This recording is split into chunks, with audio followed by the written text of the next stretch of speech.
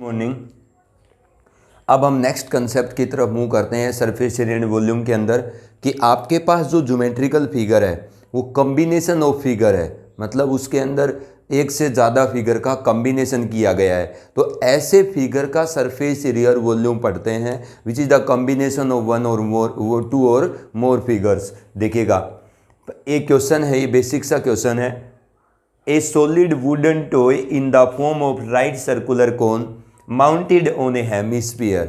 एक लकड़ी का सॉलिड क्या है, खिलौना है, जो किस तरीके का है, एक हेमिस्फीयर को, ठीक है, सरमाउंट किया गया है राइट सर्कुलर कोन से, या यूं कहो कि एक राइट सर्कुलर कोन एक हेमिस्फीयर के ऊपर क्या है, माउंटेड है।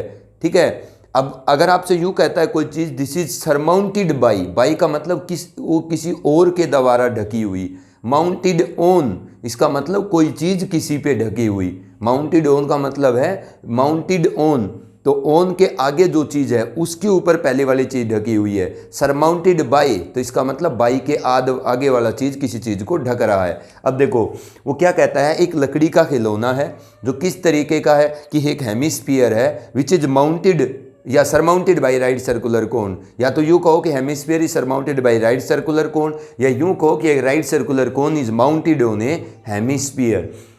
If the radius of the hemisphere is 4.2 centimetre, अगर आपके हेमिस्फीयर का रेडियस इतना है, उस पूरे खिलौने की हाइट इतनी है, तो आपसे वो पूरे वुडन टॉय का वॉल्यूम पूछ रहा है। तो अगर आपका जो फिगर है वो कॉम्बिनेशन ऑफ टू और मोर फिगर है तो उसका सरफेस एरिया और वॉल्यूम निकालना सीखेंगे हम।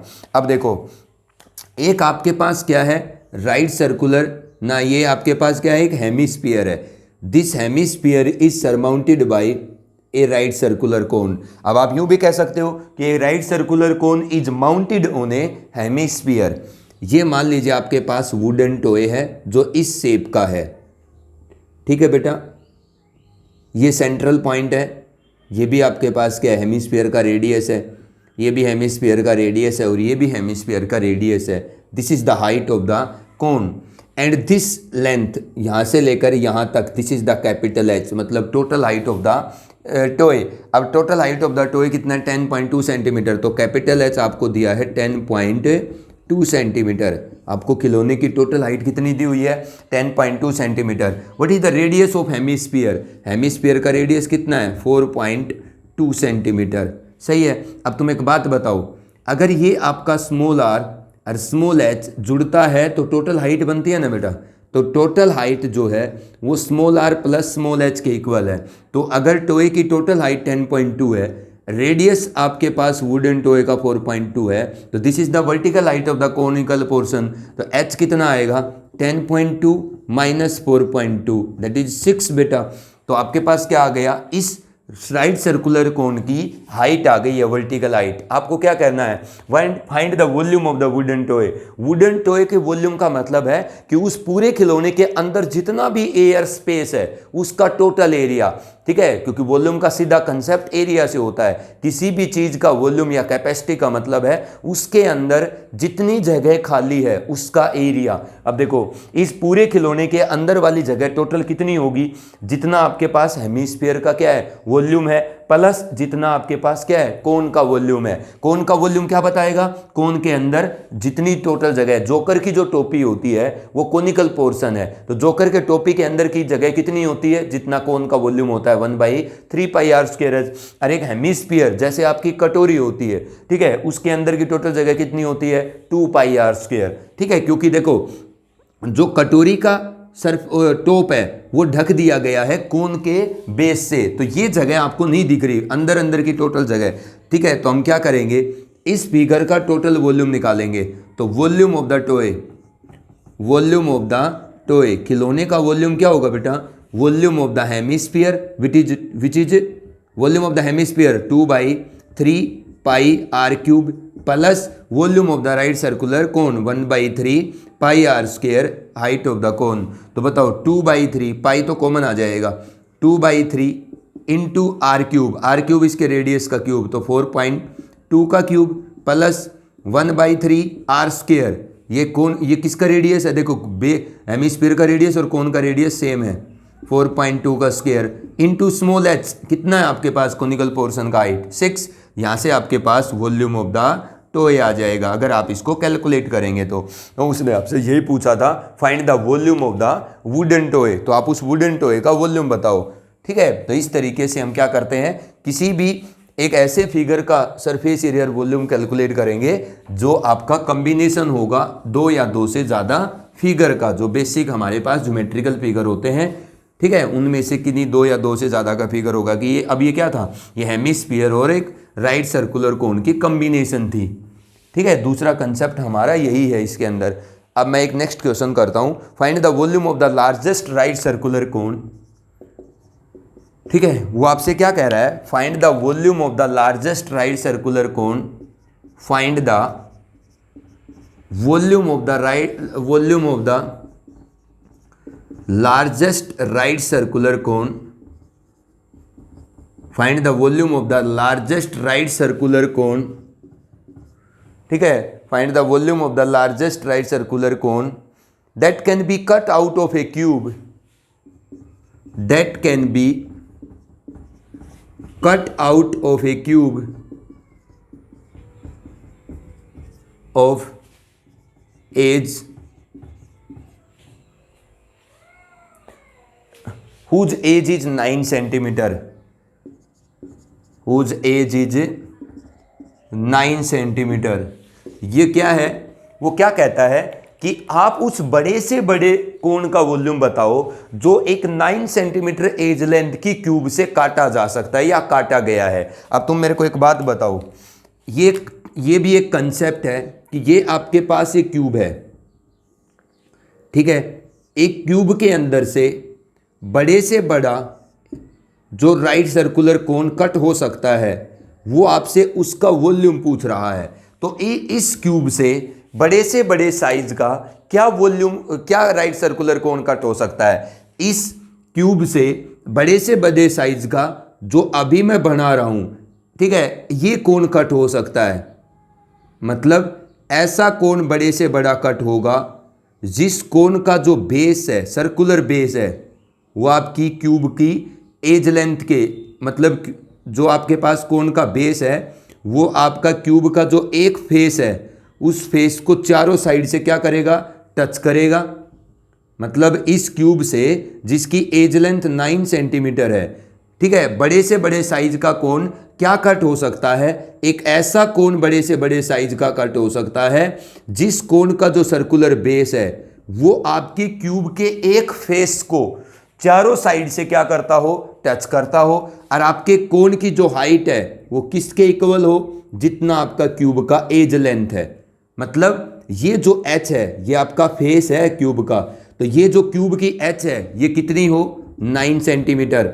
मतलब जो आपका कोन है वो जो कट किया गया है उसकी हाइट उतनी हो जितना क्यूब का एज लेंथ है, और जो कोन का रेडियस है, ठीक है ना, कोन का जो रेडियस है, सर्कुलर बेस का जो डायमीटर है, यूं लगाओ आप, ये r प्लस r, तो 2r कितना होना चाहिए, 9 सेंटीमीटर, तो r इज 4.5 सेंटीमीटर। इस साइज का, इस 9 सेंटीमीटर एज लेंथ की क्यूब से बड़े साइज का ना, इस साइज का बड़े से बड़ा कोन इस 9 सेंटीमीटर एज लेंथ की क्यूब से क्या कर सकते हैं हम बेटा, कट कर सकते हैं। वो इसी का क्या पूछ रहा है, वॉल्यूम पूछ रहा है। तो what is the volume of the largest cone, what is the volume of the largest cone. तो इस लार्जेस्ट कोन का वॉल्यूम कितना होगा, 1/3 पाई इस लार्जेस्ट कोन के रेडियस का स्क्वायर, कितना 4.2 का स्क्वायर इंटू इसकी हाइट 9, तो ये कितना हो जाएगा, π/3 इंटू 45/10, 4.5 45/10 इंटू 9, पॉइंट हटा दिया मैंने, 5 9 जा 45, 2 5 9 जा 45, 5 2 जा 10, तो ये 22/7 है। आप इसको कैलकुलेट कर लीजिएगा जितना भी ये क्यूबिक सेंटीमीटर आता है। तो इस तरीके से हम क्या करते हैं, एक एज लेंथ की क्यूब से बड़े साइज का कोन क्या कट होगा, जिस कोन का हाइट क्यूब की एज लेंथ के इक्वल हो और जिस कोन के सर्कुलर बेस का डायमीटर भी क्यूब की एज लेंथ के इक्वल हो, उससे बड़ा साइज का कोन आप एक क्यूब के अंदर से कट नहीं कर सकते। अब देखो, कल मैंने एक राइट ट्रायंगल को दो तरीके से रिवॉल्व करके कोन की फॉर्मेशन की थी। अब इसी कंसेप्ट का एक क्वेश्चन मैं और करता हूं, आप ध्यान से देखिएगा। A right triangle whose sides are, a right triangle whose sides are a right triangle, whose sides are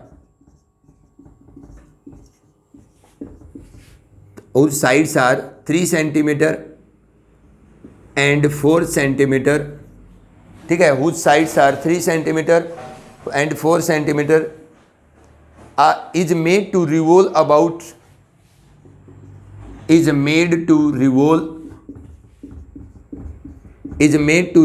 about its hypotenuse, is made to revolve about its hypotenuse. अब अबाउट किसके अबाउट घुमाया जाएगा? हाइपोटेन्यूज के about. Find the volume of the surface area of the double cone. Find the volume and the surface area